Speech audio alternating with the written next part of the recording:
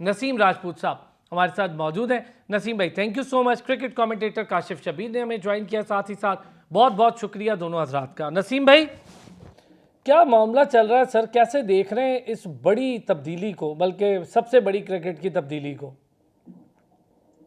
खोकर साहब, असल में क्या है कि लीगल मामलात आ जाते हैं पाकिस्तान क्रिकेट में। हालांकि ये गेम ज्यादातर सिर्फ ग्राउंड में खेला जाना चाहिए। आप अंदाजा करें कि जिस दिन मैनेजमेंट कमेटी का आखिरी दिन था, उस दिन भी आमिर सुहेल साहब, पाकिस्तान के फॉर्मर कैप्टन, ने एक लीगल नोटिस भेजा मैनेजमेंट कमेटी को कि आप जो इजलास कर रहे हैं वो कानूनी नहीं है, क्योंकि आपकी मुद्दत 19 तारीख को खत्म हो गई है और उसी दिन गवर्निंग बोर्ड का तकर्रुर भी किया गया। कहने का मकसद ये कि इस तरह की बातों से जग हसाई होती है मुल्क की। आपके एक पाकिस्तान क्रिकेट बोर्ड की कुर्सी इतनी इंपॉर्टेंट है कि उसके लिए माजी में भी हमने देखा कि अदालतों के चक्कर लगते रहे। आज भी ये सूरत-ए-हाल दिखाई दे रही है। आखिर ऐसी क्या चीज है? देखिए, उसके नुकसान क्या क्या होते हैं। अरसलान, अभी आप भी बता रहे थे प्रोग्राम शुरू होने से पहले कि लोग हमें सीरियस नहीं लेते। आप लोग समझते हैं कि आज ये चेयरमैन है, कल दूसरे चेयरमैन है। मैं ये नहीं बात कर रहा कि नजम सेठी हट गए, रज़ा अशरफ आ गए। वो भी माजी में पाकिस्तान क्रिकेट के लिए खिदमत अंजाम दे चुके हैं, लेकिन स्टेबिलिटी दिखाई देनी चाहिए, एक ठहराव दिखाई देना चाहिए। ये बहता हुआ दरिया दिखाई नहीं देना चाहिए कि उसके बाद फिर वही होता है कि वो बहता हुआ दरिया है, हर कोई हाथ धो लिया, हाथ साफ किए और इसी तरीके से तमाम क्रिकेट बोर्ड हमें ले रहे होते हैं।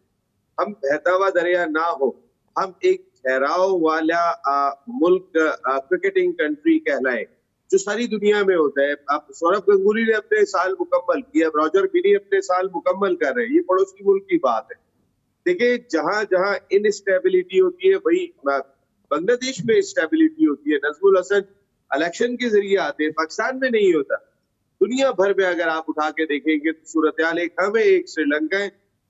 उनके बारे में कहा जाता है वो डिफॉल्ट हो गए, हम तकरीबन करीब जा रहे हैं। तो जहां सिस्टम नहीं होते, जहां पे सिस्टम को फॉलो नहीं किया जाता, वहां पर नेशन मुश्किल में रहती है।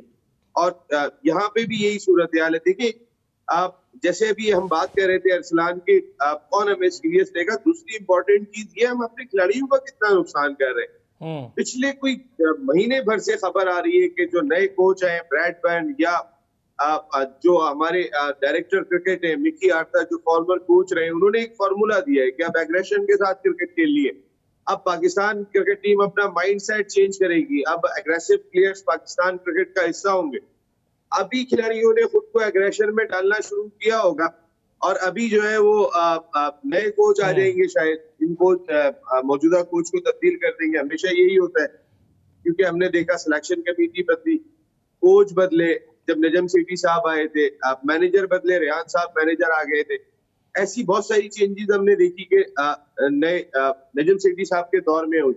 ज़का अशरफ साहब भी वही करेंगे, ऐसा हो नहीं सकता कि वो ना करें। देखिए, इंपॉर्टेंट चीज ये है कि टीम स्ट्रांग होनी चाहिए और ये हक है ज़का अशरफ साहब का कि वो अपनी टीम बनाए। आप अपनी टीम को स्ट्रांग करके लेकर आए, आप और वो टीम जो है वो डिलीवर करने की सलाहियत रखती हो। बिल्कुल लेकिन ठीक नजम है। सेठी अच्छा साहब के नसीम साथ भाई, एक चीज़ और भी है जो आपने सबसे इम्पोर्टेंट पॉइंट उठाया, वो है सिलेक्शन और इलेक्शन।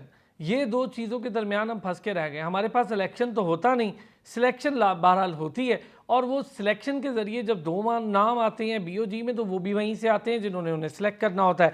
पहले से पता होता है कौन सिलेक्ट हो जाएगा,